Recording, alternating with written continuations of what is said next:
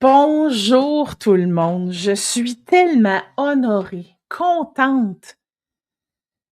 Ah, ça fait du bien de revenir derrière le micro pour venir te jaser à l'oreille ou te jaser dans ton écran, dépendamment si tu regardes ça sur YouTube ou sur Spotify ou toute autre plateforme. Ça fait longtemps que je suis pas venue me déposer dans un podcast. Il s'est passé plein de choses dans ma vie, personnelle et professionnelle. Énormément de choses. C'est sûr que je pourrais vous parler pendant des heures, mais je ne ferai pas ça. Ce que j'ai envie de vous parler, c'est qu'est-ce qui s'est passé, le changement, évidemment, de podcast, parce que là, on passe de Inclusivement Soi à Branding et Sortilège. Oh, que s'est-il passé? C'est ce que je vais vous dire. Et évidemment, là-dedans, il y a eu un deuil identitaire. C'est probablement dans ma carrière mon deuxième deuil identitaire que je fais. Puis je vais vous parler du deuil identitaire, OK? Pourquoi je veux vous parler de ça? C'est vrai, j'ai décidé de parler au-dessus. Alors, je vais parler au-dessus parce que je veux te parler, OK? Donc, faut que je me réajuste, OK? Donc, sois indulgente avec moi parce que, évidemment, c'est tout un changement du tout pour le tout. Donc, je vais te parler du deuil identitaire parce que ça se peut que toi, tu es en train de vivre un deuil identitaire et peut-être que tu ne le sais pas. Peut-être aussi que tu en as déjà vécu un et que tu sais pas trop que c'était ça. Un deuil identitaire, là, je parle pas de ton identité de genre, OK? Parce que oui, j'ai déjà parlé de ça, puis c'est correct, c'était dans Inclusivement Soi. Moi, je te parle d'un deuil identitaire de carrière, OK? De business ou de carrière, OK? Je vais t'expliquer un peu les deux, même, parce que j'ai vécu les deux. Fait que je vais pouvoir te l'expliquer. Et avant tout ça, j'avais envie de t'expliquer qu'est-ce que ça va être la nouvelle formule du nouveau podcast. OK? Donc, nouvelle peau, nouvelle image de marque pour Annie Lalonde, photographe. Je suis devenue la magicienne du brand. Pourquoi? Parce que avec mes 4 ans d'expérience comme photographe entrepreneur, je me suis spécialisée auprès des femmes entrepreneurs qui veulent se démarquer, qui veulent des images, des univers complètement flyés pour se démarquer de leur marché. OK? Et ça, évidemment, je regarde mon chien. Ceux qui sont sur Spotify ne voient pas mon visage, mais là, mon chien, il est quand même un petit peu tannant. Il m'a fait recommencer le début du podcast, puis là, je sais pas qu'est-ce qu'il fait. Il est vieux, c'est un POC de 14 ans, et c'est ça. Des fois, il sait pas où ce qu'il va, il sait pas qu'est-ce qu'il fait, il déambule et sans but comme ça. Fait que bon, je vous reviens. Je te reviens. Donc, nouvelle peau, nouvelle identité. Annie Lalonde, photographe, s'est spécialisée auprès des femmes d'affaires et a développé une expertise au niveau du branding, veux pas. Et c'est de ça que je vais venir vous parler dans le podcast, mais aussi parce que pendant mon absence de podcast, j'ai développé aussi beaucoup au niveau spirituel. Et ma spiritualité, c'est ce qui m'a sauvé la vie, c'est ce qui m'a aidé à m'expansionner, à devenir une femme puissante, à devenir une femme extraordinaire et une entrepreneure de cœur humaine qui a à cœur d'élever les femmes d'affaires au Québec. OK? Donc, la nouvelle formule va être quand même fort agréable. Si tu es quelqu'un qui se soucie de ton image de marque, de ce que tu veux dégager dans ton entreprise, tu sais, ta vitrine de restaurant, là, es-tu belle, ta vitrine de restaurant? Es-tu invitante? Est-ce que les gens ont le goût d'aller dans ton restaurant? Parce que ton restaurant, là, ta cuisine que tu fais dans le restaurant, elle est extraordinaire. Elle est incroyable.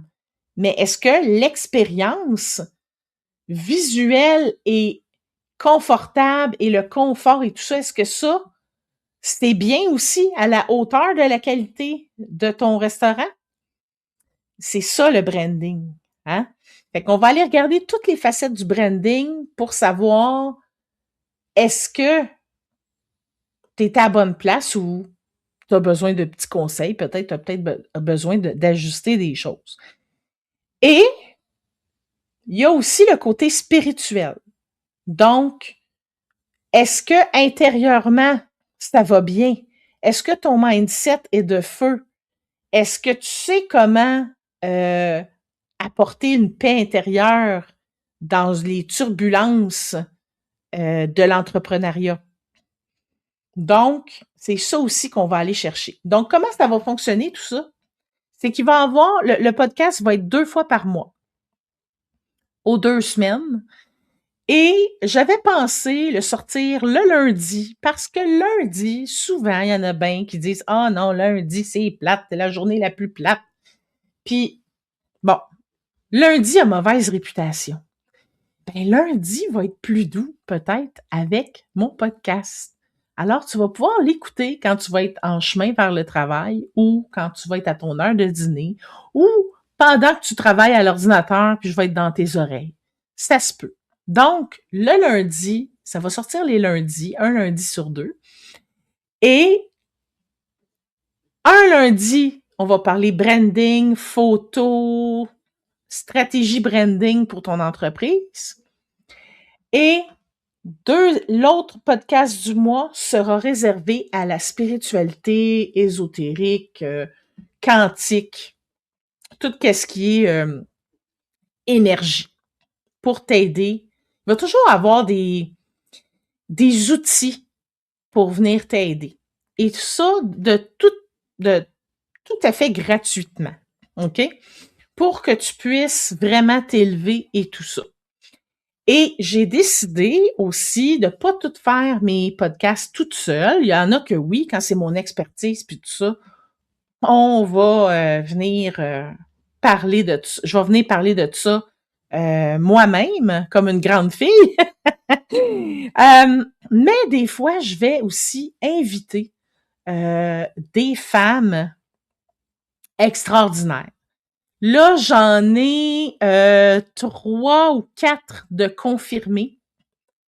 4 de confirmés, des femmes de qualité, mais vous avez pas idée. Dans les deux sphères, OK? Branding et sortilège. Donc, c'est ça. Fait que quand je vais dire la section branding, la section sortilège, vous allez savoir de quoi je parle. OK? Et des fois, le branding et le sortilège se mêlent un peu. Et c'est ce qui m'est arrivé. Et là, je vais te parler de mon deuil identitaire. OK? Bon. Quand j'étais travailleuse sociale et que j'étais plus capable à la fin, quand j'ai dit, là, je suis rough un peu, là, je veux juste te dire que si tu as des pensées suicidaires au moment où je te parle, s'il te plaît, appelle Suicide Action, demande de l'aide, c'est important parce qu'il y a toujours une solution. OK?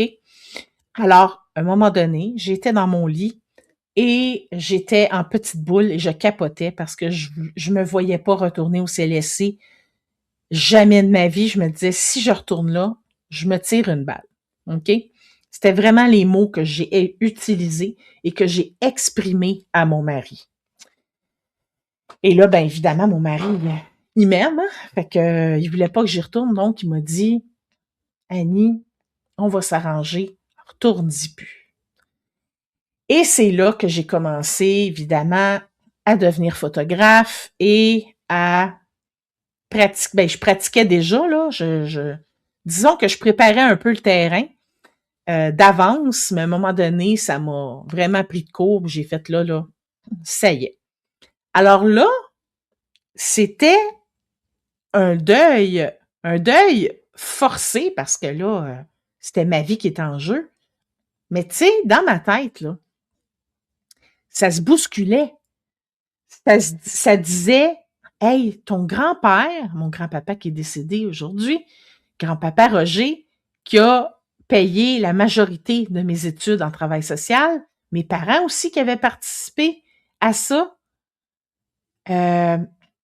Là, ça faisait quand même 24 ans que j'étais travailleuse sociale, mais quand même, tu te dis, j'avais comme un sentiment d'un contrat de loyauté envers mes parents et mon grand-père, de continuer parce que c'était grâce à eux que j'avais pu faire des études puis d'être travailleuse sociale. C'est gros, ça. C'est gros. C'était comme une promesse que je m'étais faite. C'était très... il y avait comme une certaine honte aussi, tu sais, de dire, écoute, j'ai été à l'université, puis là, je parle avec toute mon authenticité. Sache que c'est ma valeur première, l'authenticité, OK? Et là, je te parle avec la Annie de 2022, OK? Parce que la Annie 2022 puis la Annie 2026, c'est pas du tout la même, OK? À ce moment-là, je me disais, hey, j'ai étudié comme travailleuse sociale, j'étais à l'université, et là, je quitte le CLSC avec une grosse perte au niveau de ma retraite, hein, que j'aurais pas complète parce que je serais partie avant. Donc, ma régop, elle va être vraiment coupée. Puis en plus, je pars d'un métier que mon grand-père m'avait assuré.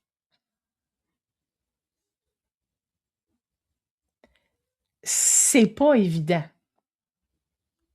C'est vraiment pas évident.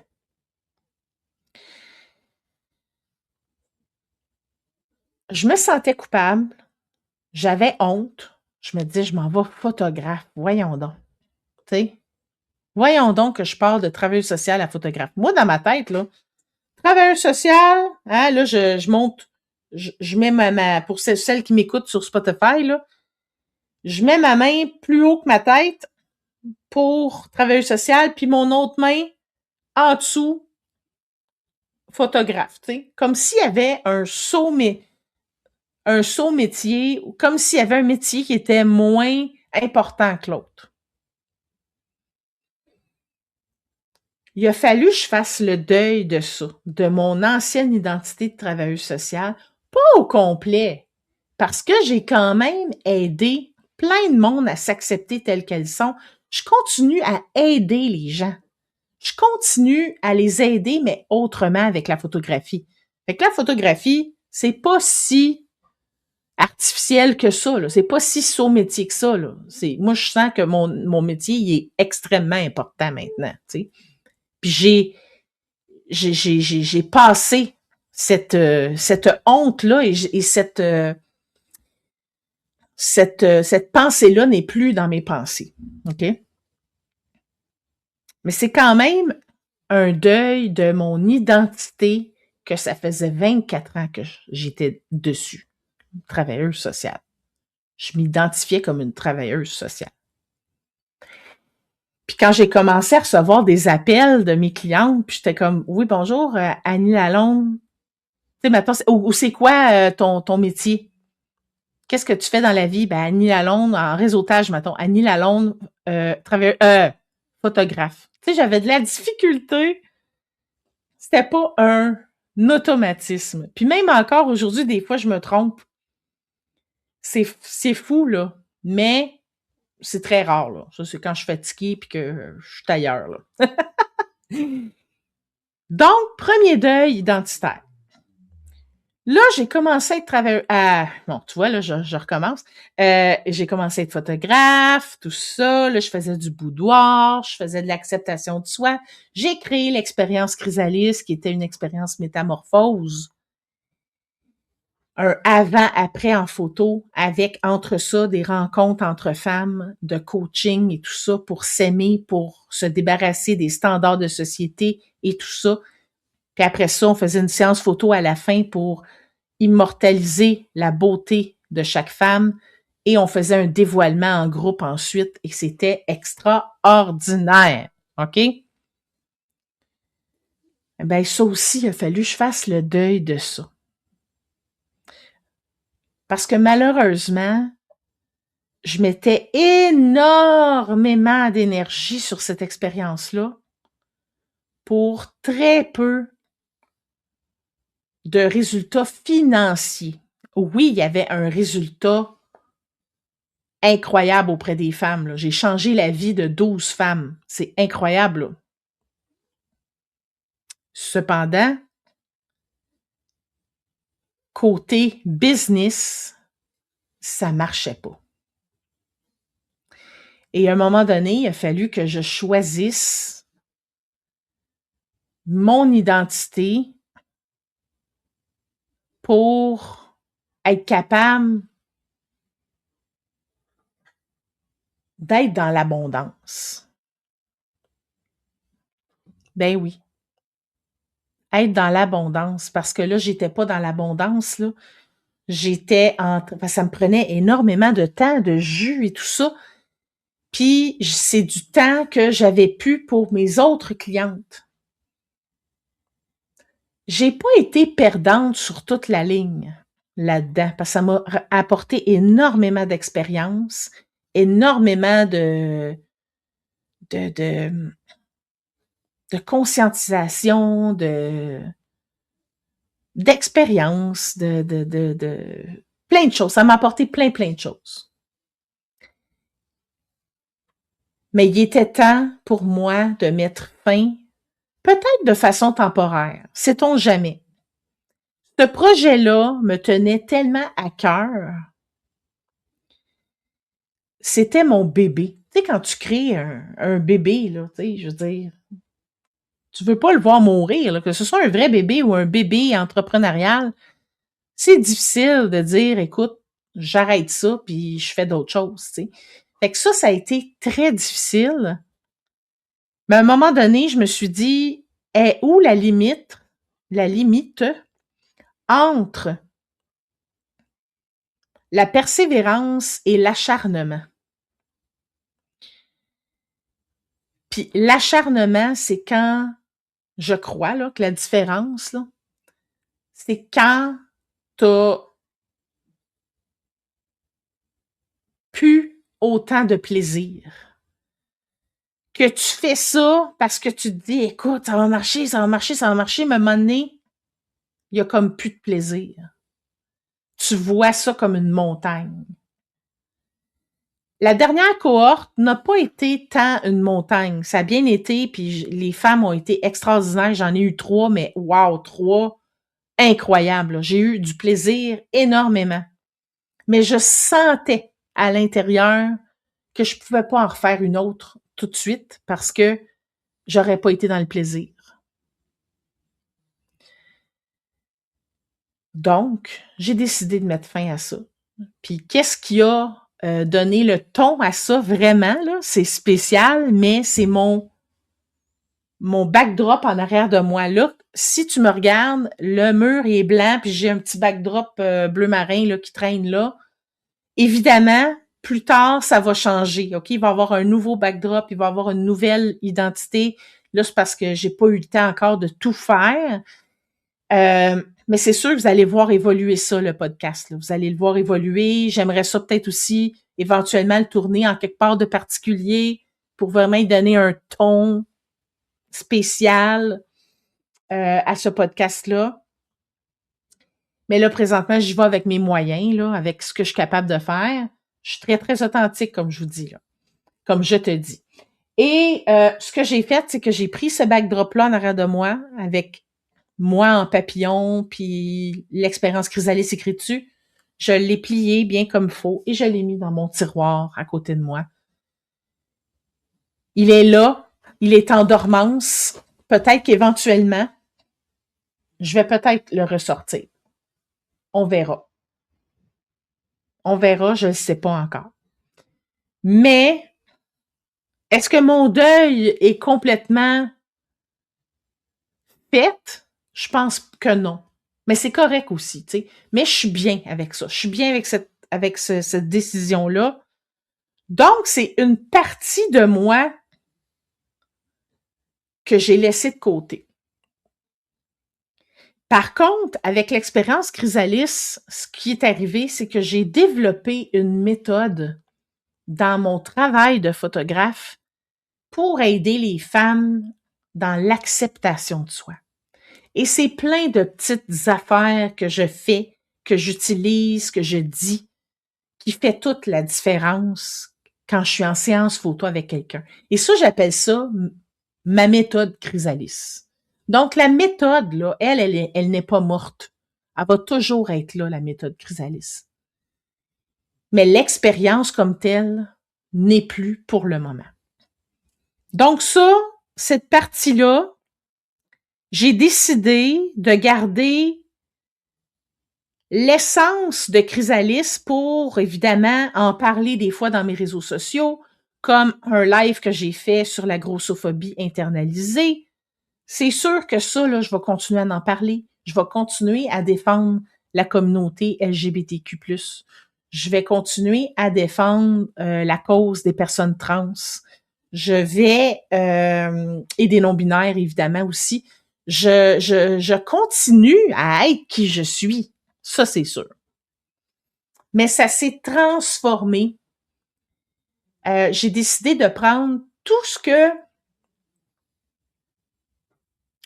que j'excelle vraiment et que je trouve que je suis spécialisée, j'ai décidé de le mettre en une image. Et évidemment, c'est le branding visuel surtout, OK? Mais le branding personnel. Parce que le branding, ça va bien plus loin que des photos, puis une petite écriture, puis des couleurs, là. OK? Ça va à l'intérieur. Comment est ton branding intérieur? Est-ce qu'il est comme tu voudrais? T'sais? Est-ce que tu parles comme tu voudrais? Est-ce que tu te montres comme tu voudrais? Tu sais, c'est tout ça. Là, c'est sûr que je commencerai pas là-dessus parce que c'est tous les prochains podcasts qu'on va parler de ça. Donc, je vais réserver des petites surprises pour plus tard. Mais c'est ça. Fait que moi, avec mon expérience de travailleuse sociale, avec mon expérience de chrysalis, avec mon expérience de photographe, j'ai développé ça, l'expertise du branding complet au niveau de ce qu'on veut dégager. Et évidemment, comme je vous disais aussi, j'ai développé beaucoup ma spiritualité. J'ai été faire des cours. Je suis devenue maître Reiki en 2025, novembre 2025, avec comme professeur Julie Lefebvre, qui a été vraiment extraordinaire pour moi. J'ai aussi suivi des cours avec Geneviève Gauthier, qui est une grande femme dans la spiritualité. J'ai aussi suivi des cours avec Micheline Tremblay, médium, qui aussi est une sommité dans son domaine. Donc, j'ai été étudiée auprès des grandes au niveau spirituel. Et là, présentement, je suis dans un parcours avec Julie-André Desroches, qui est une autre sommité dans le domaine de la spiritualité. Et puis, c'est des femmes authentiques, incroyables, qui ont un vécu complètement magique, avec des grosses... Ils ont vécu des grosses blessures, ils ont transformé ça en magie complète. Et je m'inspire énormément de ces femmes-là. C'est des femmes que j'admire, que j'idolâtre, mais de façon gentille et bienveillante, mais que je suis groupie, là. Tu sais, je les aime, là, vraiment. Et je prends tout ça et je l'utilise dans ma vie. Donc, j'ai décidé aussi de vous parler de ça, de te parler de ça, parce que avec tout vient de mon ancienne identité de travailleuse sociale aussi, là. Tu sais, je veux dire, je suis pas devenue spirituelle du jour au lendemain, bang, bing, bang, j'ai décidé de m'improviser spirituelle, là. Non, non, non. C'est sûr que j'ai eu un gros éveil, mais ça fait longtemps que j'ai ça en dedans de moi, tu sais. Et j'ai aussi développé des dons avec les années, puis ça, ben, je le mets aussi à profit. Fait que oui, je fais des consultations, des lectures énergétiques, de la médiumnité, de la baguette de radiesthésie et du pendule. Fait que oui, je fais des consultations en Zoom, en privé, pour aider les femmes qui veulent se sortir de certaines situations. Je mets de la lumière aussi là-dessus parce que je l'ai faite pendant 24 ans, entre autres. Et là, je le fais autrement, avec l'énergie. Donc, c'est ça. Fait que tout ça a fait en sorte que maintenant, mon podcast s'appelle Branding et sortilège et ça va être extraordinaire. Je te le dis. Il va y avoir des pépites là-dedans, là. Des pépites que vous allez vraiment utiliser jour après jour dans ta vie d'entrepreneur. Vraiment, vraiment, vraiment. Et j'espère que tu as aimé le petit jingle du début. J'ai été chercher une chanson, j'ai refait mon jingle. Wow, je l'adore, j'adore la chanson. C'est incroyable. Alors, si tu as aimé le podcast, s'il te plaît, partage-le à quelqu'un peut-être, justement, qui a changé d'identité dernièrement, qui a changé de travail ou qui veut changer de travail. Parce que c'est de ça dont je parle dans cet épisode-ci. Fait que, vas-y, partage-le. Tu peux aussi me faire une évaluation. Ça serait vraiment génial. Un 5 étoiles, ça serait merveilleux. Et si tu es sur YouTube, ben fais-moi des pouces. Puis écris-moi en commentaire, ça va aider ma visibilité de ma chaîne également. Donc, merci 1000 fois et je te dis à la prochaine.